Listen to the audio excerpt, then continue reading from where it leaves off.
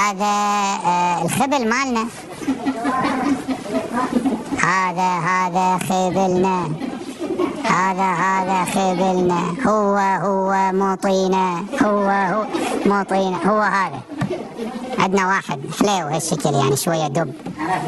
عرفتوه؟ أنا ما قلت اسمه ترى عشان الضرورات تبيح المحظورات. تخيلوا، ده فقه الحنفية يجيز أكل لحم البشر عند الضرورة، ولو كان ميتا ما فيش مانع، لو كان حيا تذبحه وتاكله على طول.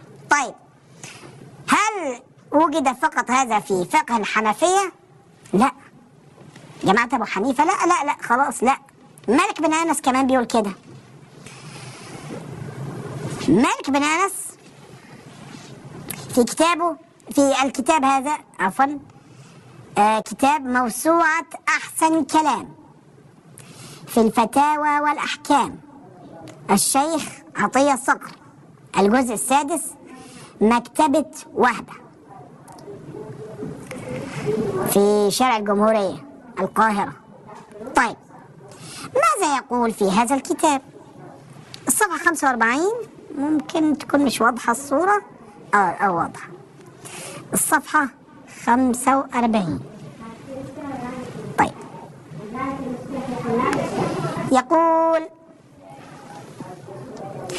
ويقول الفقه المالكي أنه لا يجوز أن يأكل المضطر لحم آدمي، وهذا أمر تعبدي. وصحح بعض المالكية أنه يجوز للمضطر أكل الآدمي إذا كان ميتا. لا، ما تقتلوش. لو كان ميت للمضطر فتاكله على طول، يعني ما فيش أي مانع، بناء على العلة في تحريمه ليست تعبدية وإنما لشرفه، وهذا لا يمنع الاضطرار على ما أشار إليه في الشرح الصغير بحاشية الصاوي في الجزء الأول. يعني لو كنت مضطر تاكل صاحبك مثلا ما فيش أي مانع، بس بشرط يكون ميت، مش زي أبو حنيفة يقول تقتله وتاكله. ايه رأيكم بالكلام ده يا جماعة مالك؟ أكل لحم البشر، وهل يجوز هذا الأمر؟ عندنا احنا الشيعة والحمد لله لا يجوز، ولا يفتي بهذا الأمر أحد من علمائنا الأحياء.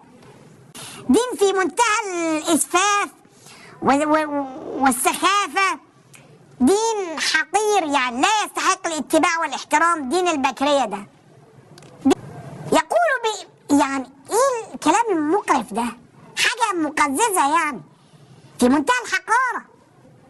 قتل إنسان حربي أو الزاني المحصن أو أي فرد، يعني أنت ماخده معاك كده الصياف مثلا، فتعمله سندوتش كده يعني وتاكله.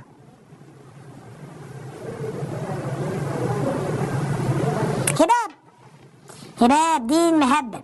جاء في كتاب شرائع الإسلام في مسائل الحلال والحرام للمحقق الحلي مع تعليقات صادق الحسين الشيرازي في المجلد الثاني صفحة 202 يقول: وإذا لم يجد المضطر إلا آدميا ميتا حل له إمساك الرمق من لحمه.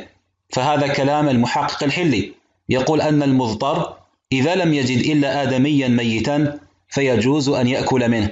يقول الشيرازي معلقا بأن يأكل من لحمه بقدر حفظ الرمق وعدم الهلاك، ولا يحل حيا محقون الدم، أي الذي لا يجوز قتله كالمسلم والكافر الذمي والمعاهد، ويحل مهدور الدم كالكافر المحارب. يعني إذا كان الرجل كافرا محاربا فيجوز قتله والأكل من لحمه. تقديسي واحترامي للسيد المرجع حفظه الله، وأنا أعتبره من أولياء الله الصالحين، وأعتبره أعلم الموجودين وأعدل الموجودين للإنصاف، وأنا مستعد أن أكون البساطة التي يمشي عليها هذا الولي الصالح، هذا العبد الصالح السيد المرجع حفظه الله. هذا عملاق ترى، هذا مجهول القدر، هذا والله من أولياء الله الصالحين، من الأبدال. هذه أقولها وأحاسب عليها يوم القيامة. لم تعرف هذه الأمة قدر هذا العبد الولي الصالح الصادق الشيرازي.